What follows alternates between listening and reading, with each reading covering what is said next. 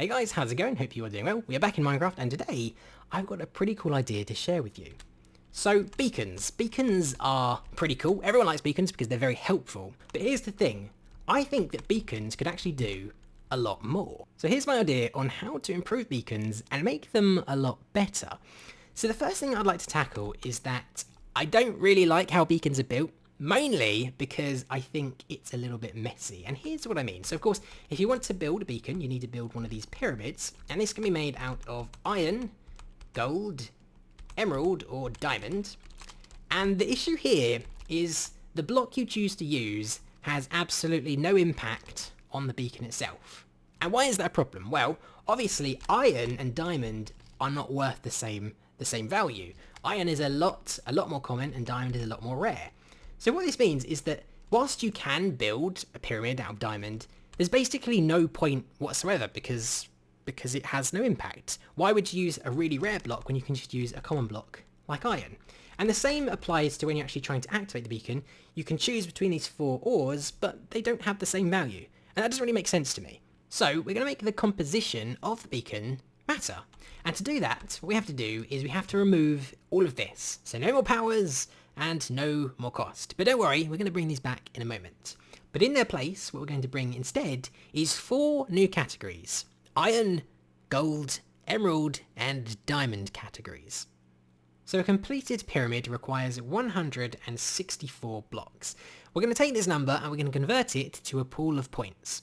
Now each one of these 164 points can be represented by one of the 4 categories. So for example, this pyramid right here would have 164 points in the iron category and no points in the others. But if we come along and take a diamond block and place him here, it now has 163 points in the iron category and 1 point in the diamond.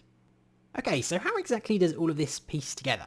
So the categories actually have themes to them. For example, iron is offensive powers, gold is quality of life powers, emerald is environmental powers, and diamond is defensive powers.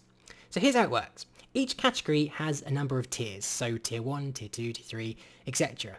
And essentially, if you want to enable one of these tiers, you need to have a minimum number of points in that category. For example, if you wanted to enable the tier 1 in the environmental category, the emerald, then you would need at minimum 4 emerald blocks to be represented in the pyramid. And likewise, if you wanted to enable the tier 3 of the quality of life, the gold category, then possibly you need 50 gold blocks minimum to be represented in the pyramid. So essentially, if you want to be eligible for certain powers, you need to have X blocks represented in the pyramid. Now, to actually activate the power, instead of using iron ingots or gold ingots or diamonds, we use nether stars. Now that might sound a little bit expensive, but hear me out. In the current game, if you want to add multiple powers to your base, you basically just place down multiple beacons. But in this case, this beacon can hold multiple powers. So if every time you want to add a power, you basically just use a disposable nether star. Seems pretty fair to me. Okay, so now that we understand the basics, let's take a look at some of my proposed new powers. And let's start with environmental. Okay, so tier 1 of environment is the ability to repel all weather. So as you can see, it is actually currently raining, but it's not raining inside the beacon zone. So if we take a look at the board, you can see it's raining outside, but not in here. And that's because we're repelling all weather. So rain or snow will not spawn inside the bounding box. And in addition to this, lightning bolts cannot strike within the zone. Tier 2 of environment is that fire cannot spread within the bounding box of your beacon. So this lava right here will not burn the wood, and fires will not spread and burn down anything. Tier 3 of environmental is that all plant life in the area will grow slightly faster. So grass will spread faster, trees will grow faster, and crops will grow at an accelerated rate.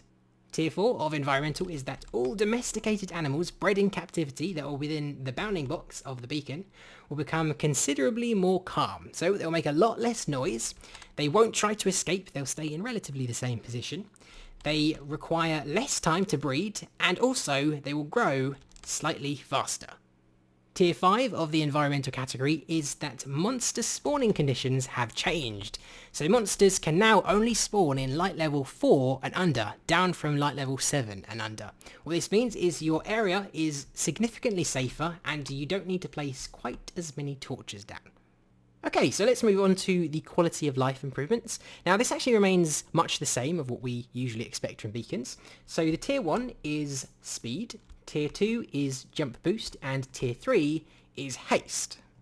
Tier 4 on the other hand is something new and something very, very helpful for actual base building, and that is the extension of your maximum reach. So this gold inner circle here represents the maximum distance that you can place blocks.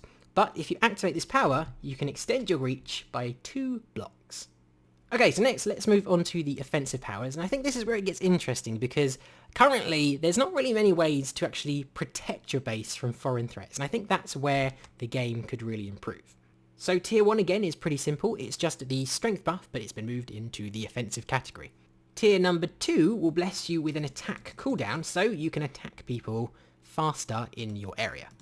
Tier number 3 is that all allied mobs will get a little bit stronger. So snow golems will pack a little bit more of a punch, iron golems too, villagers will be able to defend themselves, and wolves will bite a little bit harder. But in addition to this, all of these allied mobs cannot be killed. They can be defeated, but they can't be killed. So basically, if one of these guys' health reaches 0, what will happen is they'll go into a state of unconsciousness, they'll be knocked out. So basically what this means is, whilst your army that you've assembled can be defeated, they won't be destroyed when you get back, which I think is a little bit fairer. So if you actually want to revive one of these guys, you basically just have to go up and wake them up.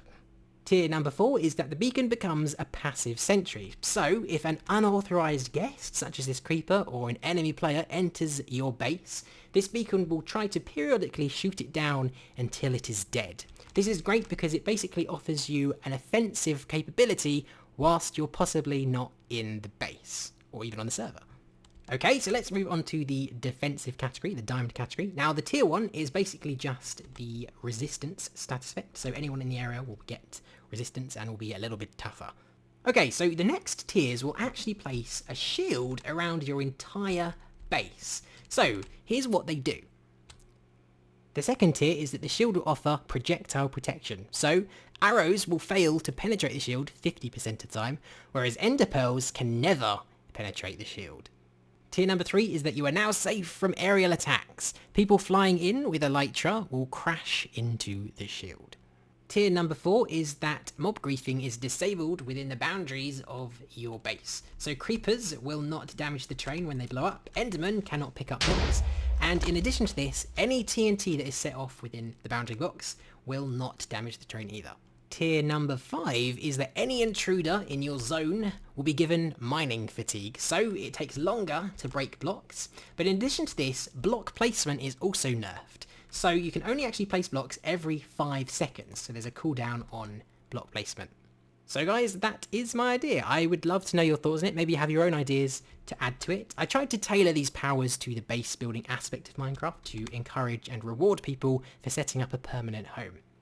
But anyway guys, that is pretty much all there is to it. If you enjoyed, a like is of course always much appreciated. Subscribe if you're not already. Or if you'd like to watch some more videos, you can try this one where I show you 10 tricks to drastically speed up your building. Or this one where I build a super piston. It's pretty cool. But anyway guys, thank you for watching, and I'll see you next time.